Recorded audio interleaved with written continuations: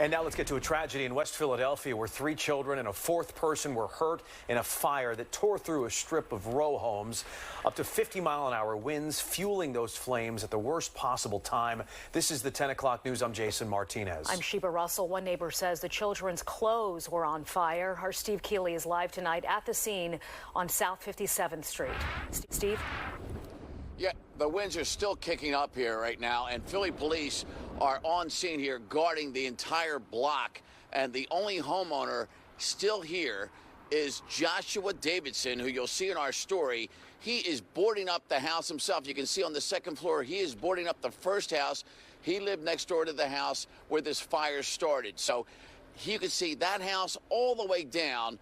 These houses, a lot of them are not boarded up, and that's why the police are here. And you'll notice the familiar to Philadelphians blaze orange license and inspection department unsafe structure notices on all the houses except the last one in the block.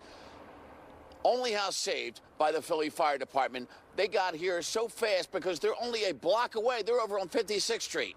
And that tells you how intense and strong the winds were with this fire.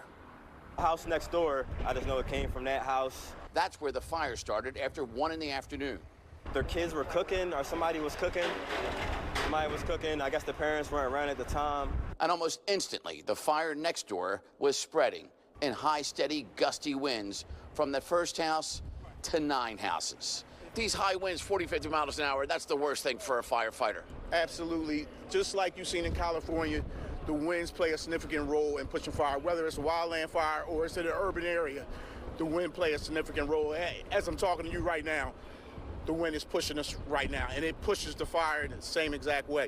Our companies arrived here within about 2 minutes from the call coming in. Because the fire struck in the middle of the day, many were at work and not home. The longest homeowner on the block soon was seeing her house destroyed live on FaceTime as her neighbor called to alert her. The neighbor had FaceTime me and said, they just bust your windows out. The house is on fire. They took 2 kids out, was on fire. And when I got here, I didn't know the whole block was wiped out. And then it hit her.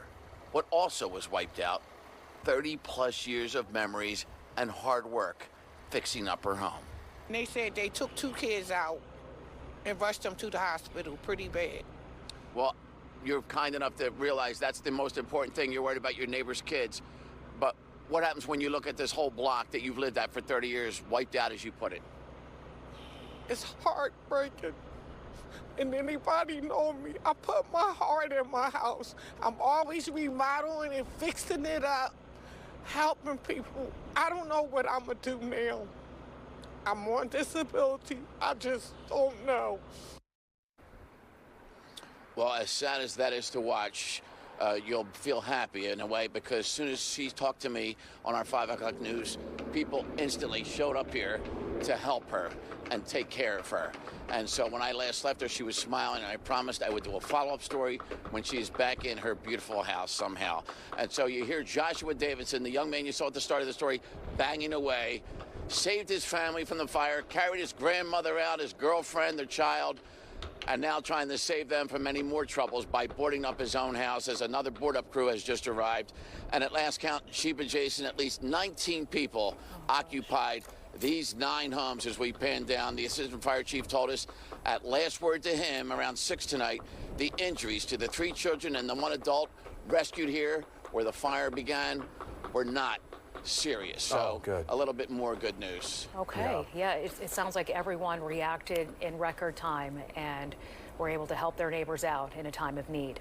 All right, Steve, thank you.